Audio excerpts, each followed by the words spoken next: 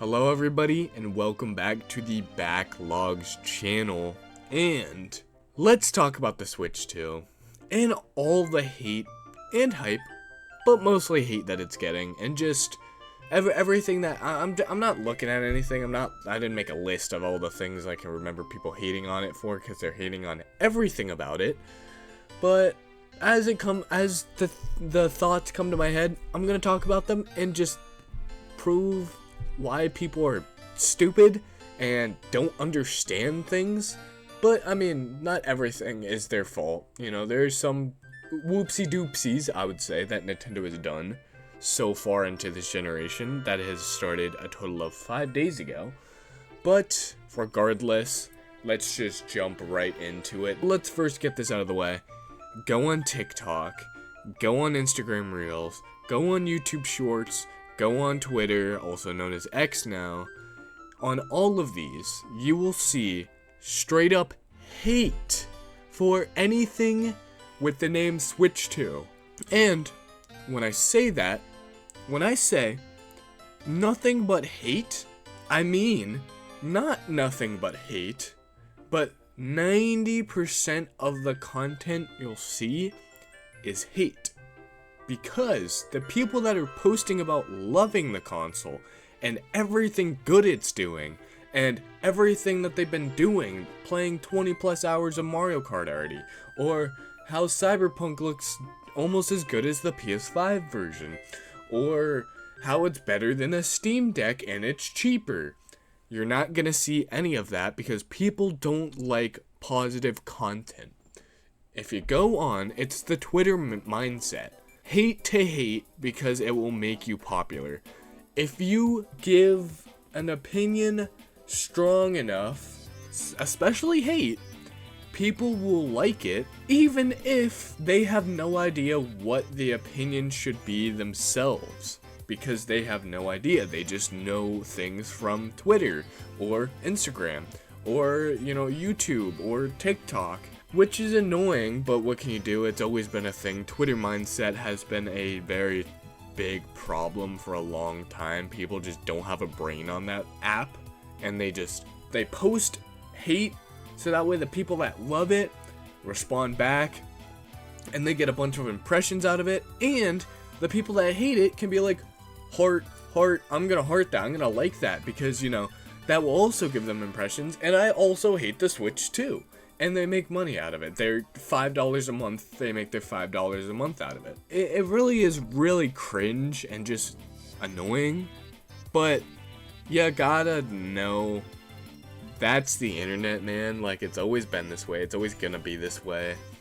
People can't think for themselves. People are absolute sheeps. And if they see a bad opinion about something and that being the popular opinion, because all the other sheeps are thinking, you know, like the one guy, because it's the popular opinion, then, you know, it's just what it is. It's how it'll always be. But within this hate, some people are actually giving valid reasons. Let me go over them as I think about them. The first thing that comes to my mind is the price tag of the whole console being $450, and kind of tied in with that, how the Switch 2 isn't new enough, and it's just the Switch but a little bit bigger and a little bit better, and it's $450. Like, that's crazy. Some people say it's $500. It isn't. It's $450 for the base model if you just want the console. So anyone that's like, I gotta pay $500 for a better Switch 1, yeah, if you want a new game that's worth $80, which we'll go into that if it's actually worth that or not. If you want a new game that's worth $80 for $50 instead, which I think is more worth the price, a $50 game, that's a pretty good deal, plus a console, that's your $500. The console itself is worth $450. You can get the console without the game. No one's pushing you to do that. No one's forcing you to buy the $500 one, and it's not the base model. So the console is not $500, it's $450. Now, again, if you want a game for $50, which hasn't been industry standard for 20 plus years of any console, any mainline releases like a Mario Kart game, If you want a $50 game with your console, go for that bundle. It's a really good deal. But why are people complaining about a bundle that's saving you $30 on a game that was kind of overpriced, but is now going to very much underpriced for what it is? Why are people complaining about that? That makes absolutely no sense. It just kind of became a thing to hate on its $500 price tag, which is kind of what happened in the beginning of the console. How people heard the price Mario Kart being $90 physical and $80 digital, and Donkey Kong being $80 physical and $70 digital, which wasn't true. Like, that just was never true. And there's some people that still say, why would I buy a $500 console? Plus, why would I buy $90 games? What? Have you done any research? Like, no, okay, if you're gonna give your opinion online, I would maybe, just maybe, look it up. Just do a simple Google search, and you'll get the right answer. In America, Mario Kart World is $80. Not including if you get the console with the bundle of the game, which is like more than half of the consoles that are out in the world right now. Then you're getting it for $50. But okay, I do agree. Mario Kart World being $80, it's a little expensive. The game is not worth that price. $70 is the standard. That's pushing it a little bit, I would say. But it is the standard. It's pushing it for every game. So it's not just a Nintendo thing. So Mario Kart World, okay, I agree. That's a blunder on Nintendo's part. But is it stopping anyone from buying it? Is it stopping the sales? They did this for a reason. People are now talking about their console and their game because this big old situation is giving traction to them. You think they care what type of opinion is heard of them? No, they just care about the sales of their console and their sales of their game, which, from what I've seen so far, are really good. All around the world, especially America, there was basically no GameStops that had any consoles left after the launch, which some stores had hundreds, if not over 100 consoles each, and they sold out night one. All this to say, the hate is forced. It really is. So another thing, okay, you might be like, okay, yeah, sure, that might be true. Yeah, Mario Kart's the only bad situation. What about the console price though? Yes, $450 is a lot for a console. And yes, it is a little less powerful than the Xbox Series X and the PS5. I didn't hear the same mentality when the PS5 Pro came out. That is only a little bit better than the PS5. Yet it is $300 more than the base PS5 model. Huh? But you know, the Switch 2 is like double the power of a Switch 1, if not more. It can display 4K in TV mode. It can go up to 120 frames per second. It can display 1080p with 120 frames per second in handheld mode. The Steam Deck can't do that, and it's $500. Yet the Switch 2 is $450. Where's the sense there? Why are we not saying, oh, the Steam Deck's overpriced? It's an old console for $500. Why is the Steam Deck as much as a PS5, even though it's less powerful? You're not hearing people say that. It's because people like the Steam Deck, and that's the popular opinion. To like the Steam Deck. No one will hate on something if it's not the popular opinion to hate on something. Just because you don't like that Nintendo is selling a console for the price it should be, $450, because of the console, the things that it has to its name, the specs, it's just everything, the backwards compatibility, the fan in the console, the new controllers that are nicer and newer, just all of this stuff. If you don't like it, I don't care. It doesn't mean that the console isn't worth the price. It is very much worth the price, and it is cheaper than the competition. It is still $50 cheaper to buy a Switch 2 than a PS5 or an Xbox Series X. Oh, wait, the Xbox Series X is now $550. So now you could buy an Xbox Series X, get that little bit better of, graphical experience in your games. Cool, you could play GTA 6 when that comes out in 8 years. You can, you can play Cyberpunk a little bit nicer. You can see like 2 shadows in the game that you can't see in the Switch 2 version. That's crazy. Whoa. Is it worth $100 more? Do you think that alone is worth $100 more? And guess what? You can't take the Xbox Series X with you wherever you go. You can with the Switch 2. You can play Cyberpunk on the Switch 2 anywhere. Now, a lot of other people are hating because it's not the most powerful handheld. These other PC handhelds that you're talking about, besides the Steam Deck, are $800 and more dollars. They're all that. So that's almost double the price of a Switch 2. Okay, and the Switch 2 is barely worse. It's just a little bit worse, but it's $450. Did you expect them to bend over backwards and let you into their ass just because you felt like it? Like, that's not how this works. Now, another critique I've been hearing is that Nintendo is not letting you own your games.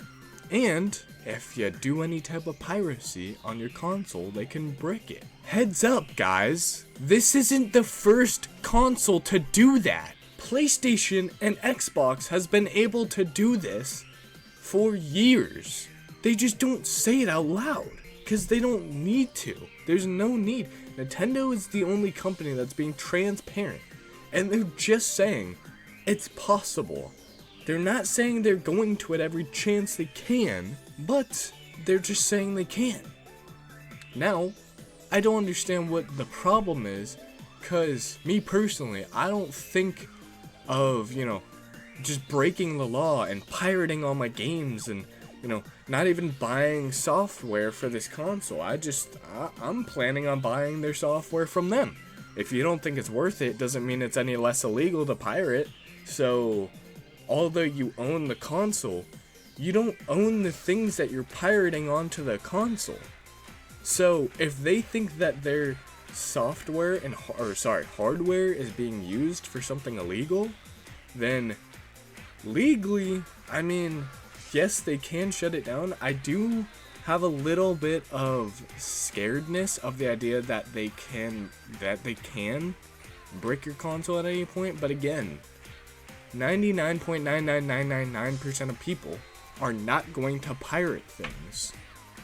Why would they? So this problem literally only exists for the people that want to buy a console that's powerful enough for them to do illegal things on. Okay, there's a fine line for everything, and I think people are going a little too far with this idea. Nintendo is being the most transparent with what they're doing.